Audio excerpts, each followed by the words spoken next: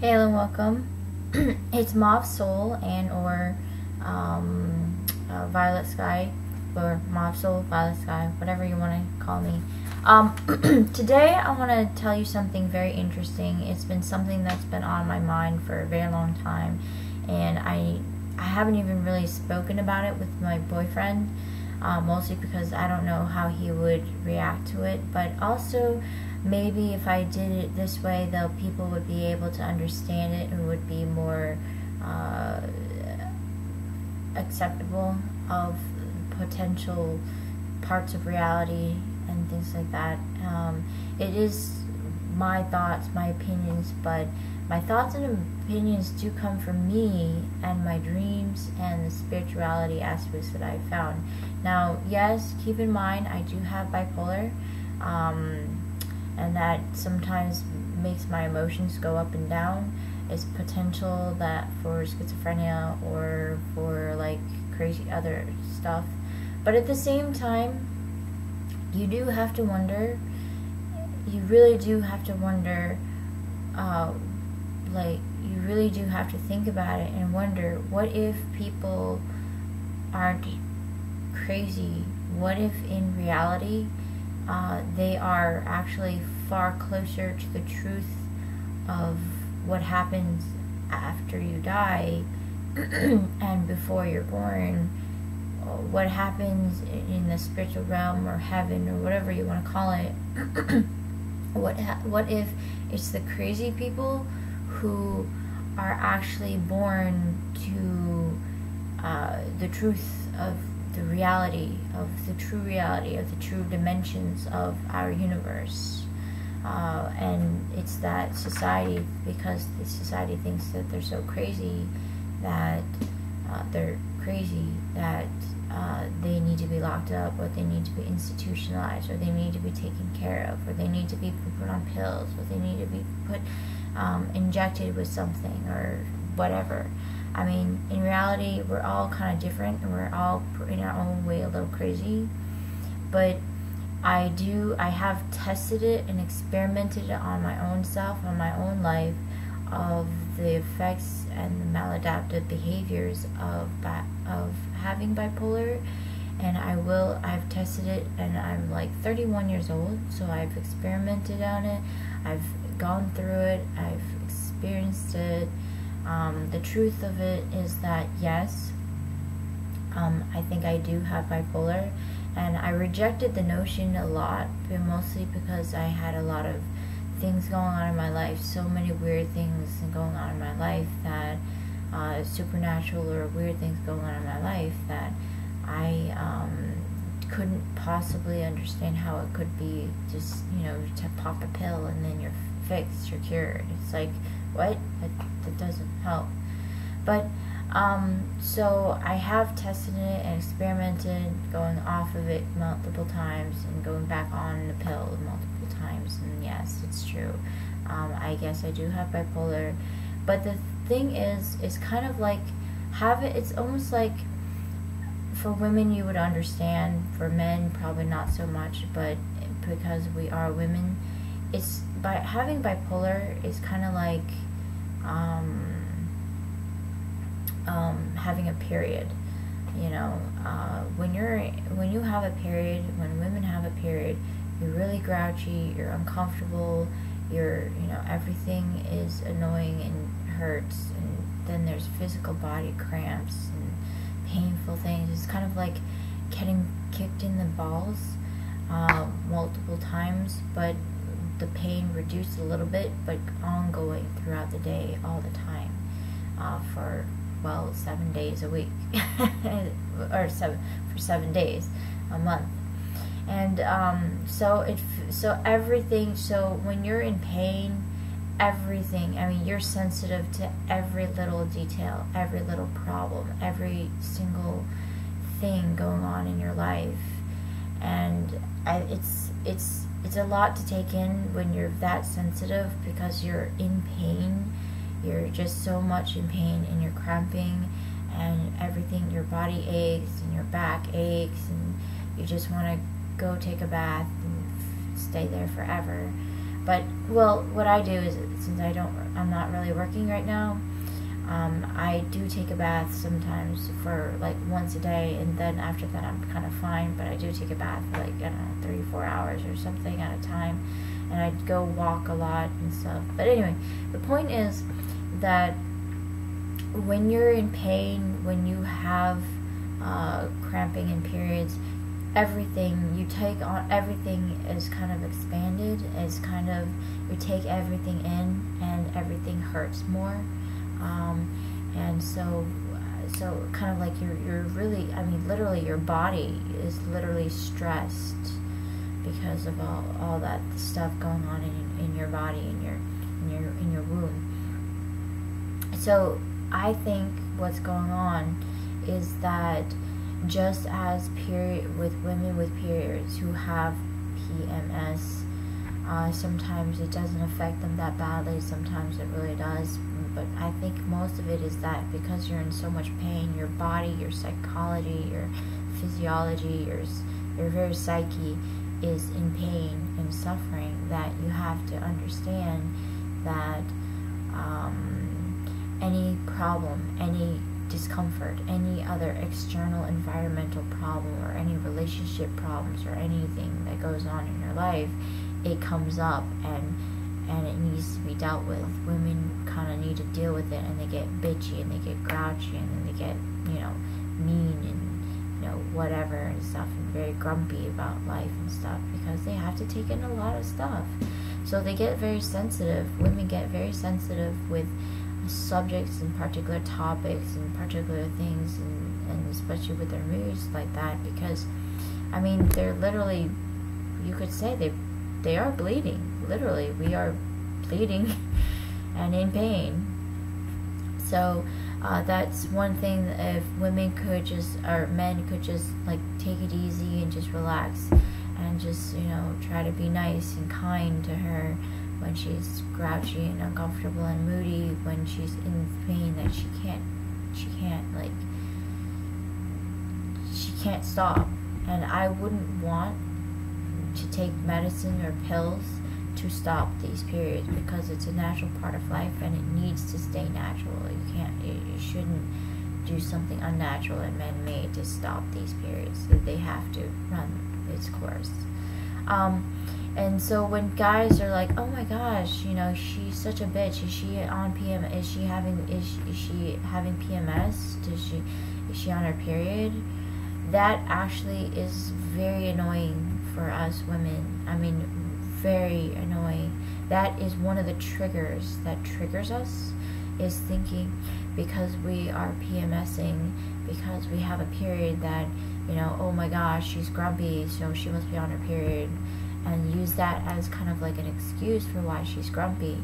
That pisses us off even more. It's kind of like being kicked in the balls and you getting upset and crazy, and then saying, oh well, he's just got kicked in the balls, and I mean, I can't really explain it any other way, but kind of like constantly being kicked in the balls, and then wondering why all of a sudden you're acting out and going nuts and getting upset about a pen being dropped or something. It's kind of like that. It's like, oh well, oops, oh no, his balls hurt and stuff, oh well. Now I will understand that for guys to do, because so much testosterone is being made, so many of that sperm is being made in your balls, that sometimes you need to relieve it. So you act out, you go crazy, and you need to find a woman you need to find a woman, because you're driven, you're biologically, instinctively, psychologically driven to need a woman, to have a woman.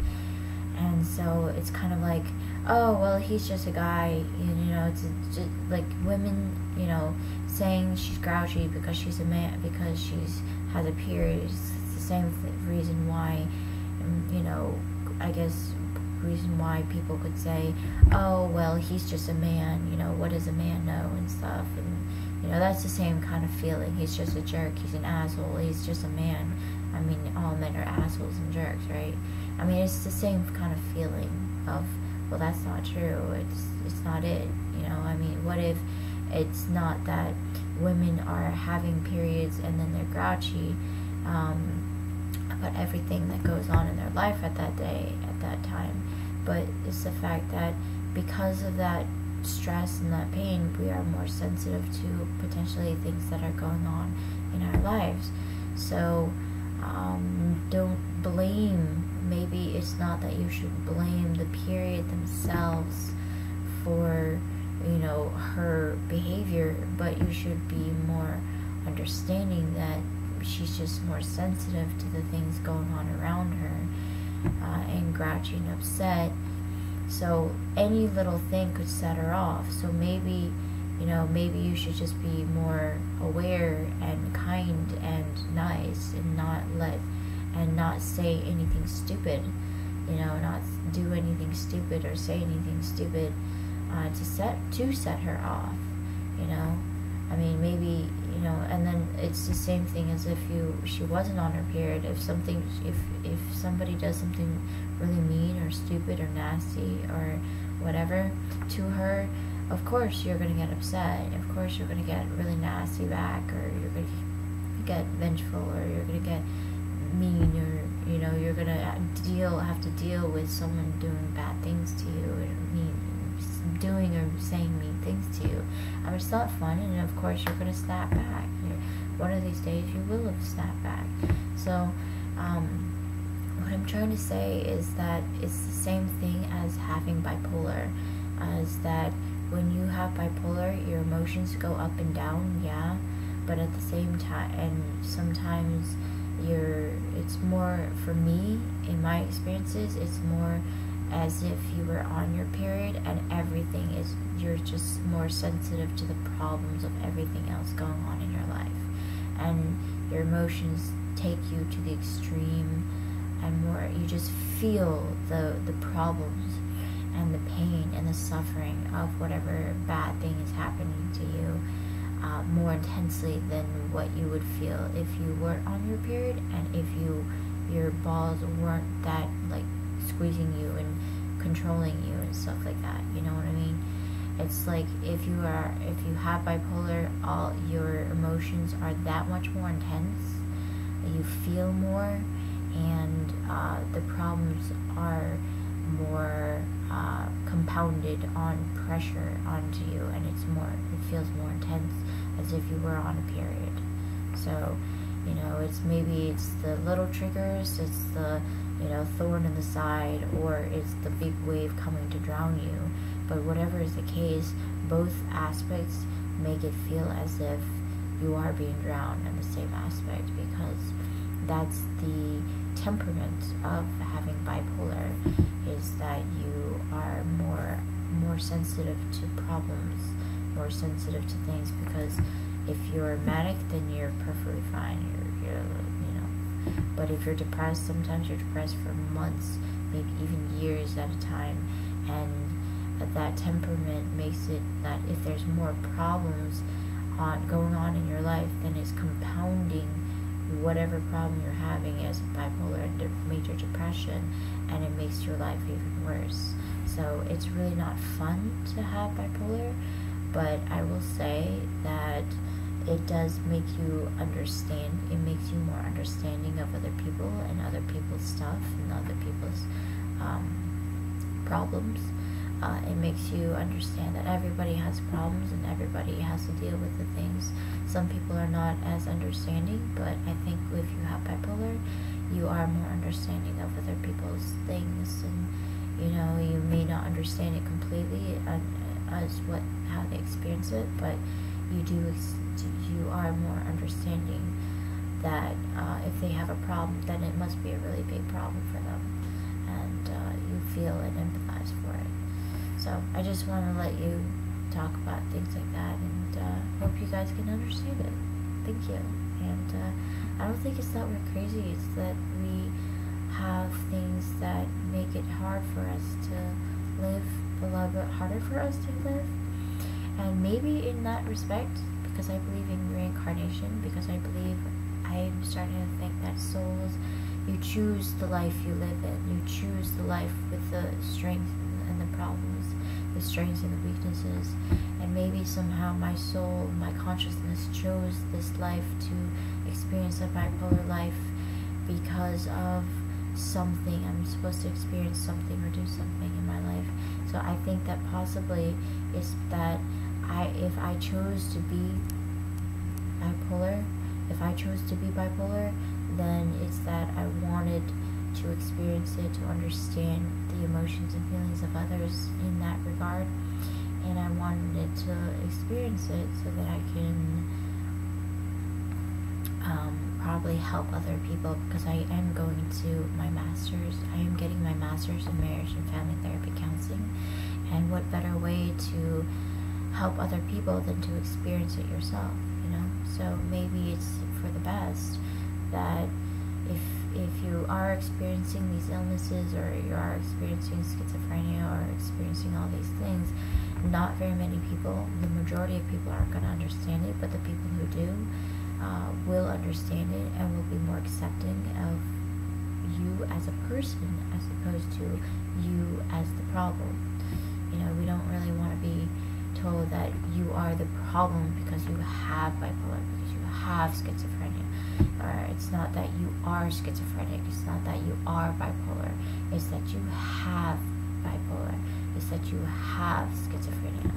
And that's a very big difference for people. I hope and I wish that people would be able to be more understanding and be more aware that people have these things, but these people are not them. These people are not bipolar. These people are not their own mental illness problems. They have them, but they aren't them. They aren't these mental problems.